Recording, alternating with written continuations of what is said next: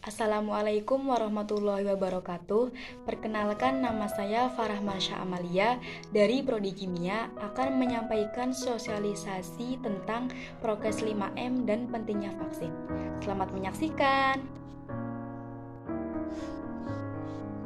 Meski sudah lebih dari 1 tahun, pandemi virus corona atau yang sering kita sebut dengan COVID-19 masih terus menyerang penduduk bumi tanpa henti. Khususnya di Indonesia sendiri, angka kasus positif COVID-19 sudah di atas 1,5 juta jiwa. Maraknya penyebaran COVID-19 membuat warga Indonesia perlu berpartisipasi dalam mengurangi angka terjadinya risiko positif COVID-19. Sosialisasi kesadaran vaksin dan prokes 5M sebagai bentuk kepedulian kepada masyarakat Indonesia. Kegiatan ini bertujuan untuk menghilangkan ketakutan kepada warga yang disebabkan oleh berita-berita hoaks yang muncul dari berbagai media sosial terkait dengan pentingnya vaksin dan prokes 5M. Apa sih itu 5M? Mari kita bahas satu-satu. Yang pertama yaitu mencuci tangan. Mungkin sebelum terjadi pandemi COVID-19, kebanyakan orang mencuci tangan ketika akan makan saja.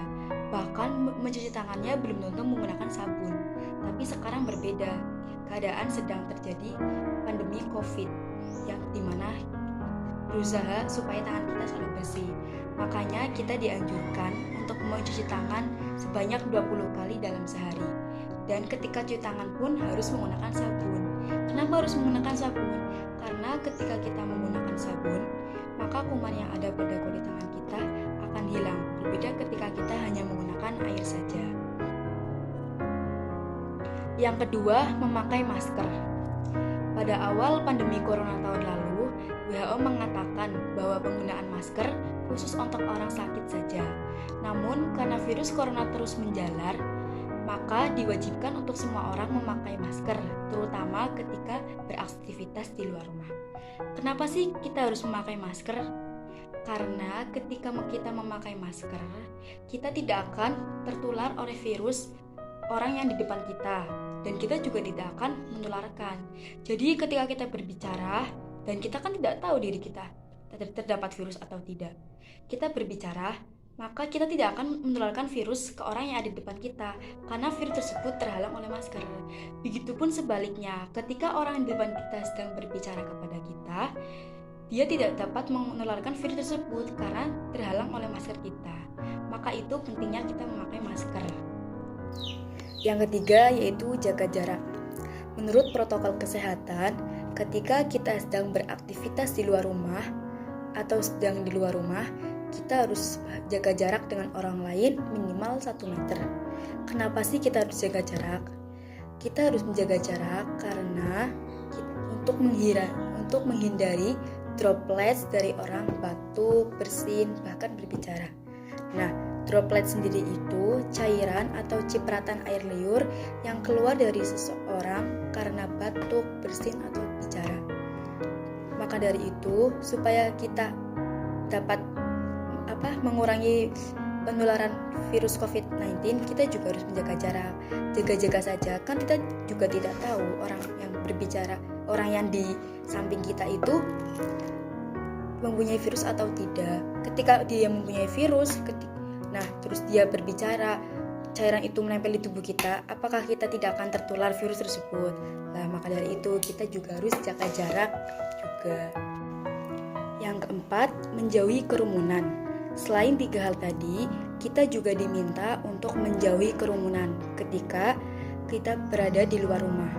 Ingat loh, semakin banyak dan sering kita bertemu orang, maka kemungkinan kita terkena virus corona juga semakin tinggi.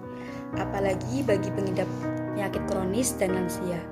Karena riset mengatakan, lansia dan pengidap penyakit kronis memiliki tingkat resiko tinggi terserang virus corona. Yang terakhir yaitu mengurangi mobilitas. Virus penyebab corona bisa berada di mana-mana. Jadi, semakin banyak kita menghabiskan waktu di luar rumah, maka semakin tinggi pula kita terpapar virus ini.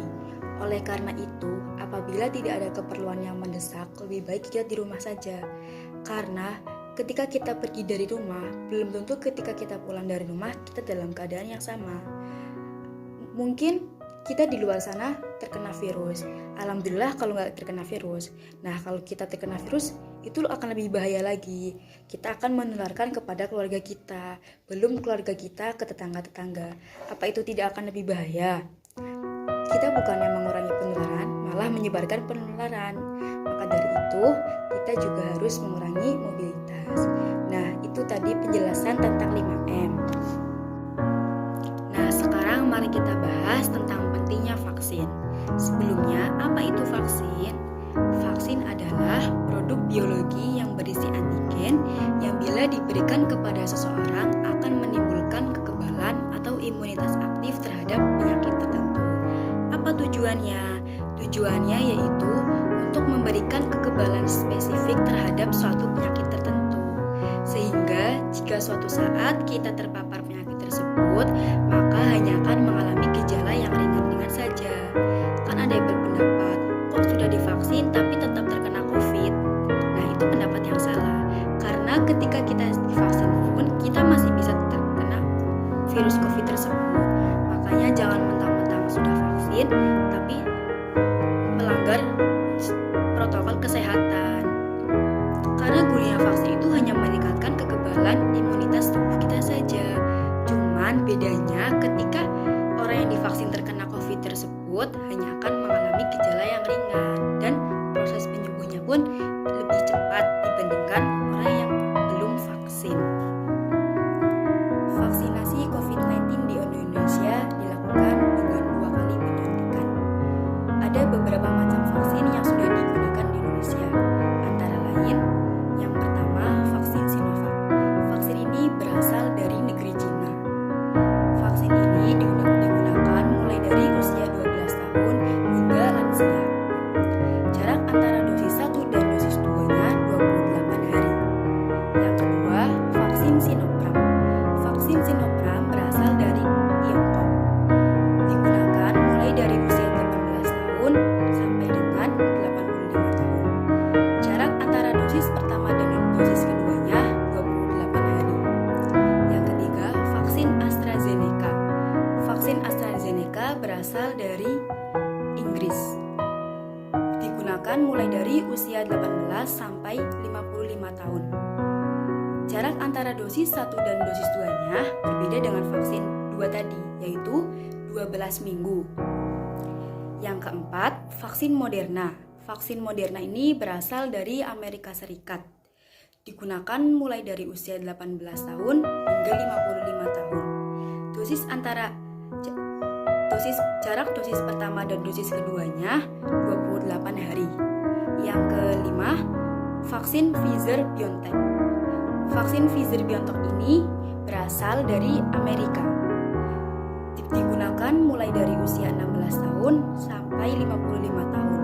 Jarak antara dosis pertama dan dosis keduanya 28 hari juga. Dan yang keenam, vaksin Novavax. Vaksin Novavax juga sama, berasal dari Amerika Serikat. Digunakan mulai dari usia 18 sampai 59 tahun. Jarak antara dosis pertama dan dosis keduanya juga sama dengan yang lainnya, 28 hari. Di antara 6 vaksin ini, hanya vaksin AstraZeneca yang jarak antara dosis pertama dan dosis keduanya berbeda, yaitu 12 minggu.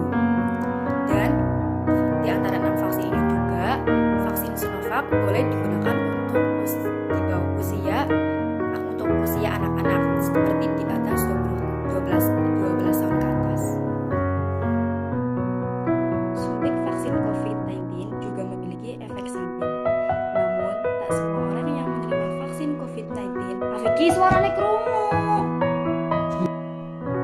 Suntik vaksinasi COVID-19 juga memiliki efek samping. Namun, tak semua orang yang menerima suntik COVID-19 mengalami resiko efek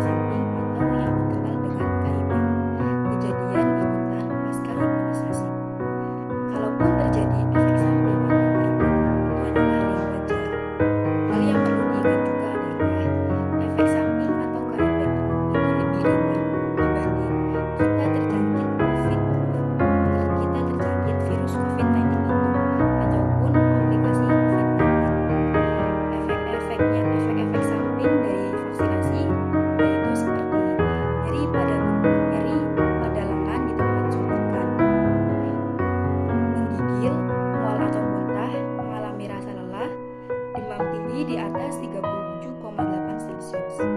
Kalau yang sering terjadi efek-efeknya itu suntik vaksin COVID-19 juga memiliki efek samping. Namun, tak semua orang yang menerima vaksin COVID-19 juga mengalami resiko efek samping atau yang dikenal dengan KIPI, kejadian ikutan pasca imunisasi. Kalaupun terjadi efek samping atau KIPI, itu adalah hal yang wajar. Hal yang perlu diingat lagi adalah efek samping atau KIPI itu lebih ringan daripada kita terjangkit virus COVID-19 ataupun komplikasi COVID-19.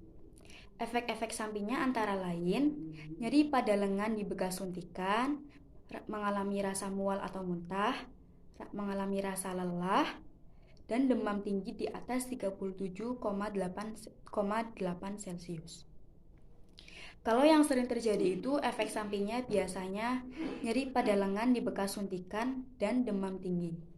Kalau nyeri lengan bisa kita atasi dengan mengkompresnya dengan air panas. Kalau demam tinggi bisa diatasi dengan minum paracetamol. Jadi tidak apa-apa ketika kita mengalami efek samping tersebut, itu hal yang wajar, tidak usah takut. Sebelum kita melaksanakan vaksinasi COVID-19, petugas kesehatan akan memberikan pertanyaan tentang kondisi tubuh kita. Dan kita harus menjawabnya dengan jujur, karena apabila kita tidak jujur, imbasnya juga terjadi pada diri kita sendiri. Soalnya sekarang banyak sekali orang yang ingin ikut vaksin, tetap untuk perjalanan jauh saja, tidak memikirkan tentang kondisi tubuhnya sendiri-sendiri. Maka dari itu, jangan egois. Karena orang yang terkena penyakit kronis itu sebenarnya ditunda dulu vaksinnya. Dan bagi kalian yang takut untuk divaksin, janganlah dengarkan berita-berita tentang banyak orang yang divaksin meninggal. Kenapa kita tidak mendengarkan berita bahwa banyak sekali orang yang divaksin masih hidup? Iya kan? Lah, mungkin orang tersebut yang meninggal ketika akan vaksin dan ditanyai tentang kondisinya, dia tidak menjawabnya dengan jujur.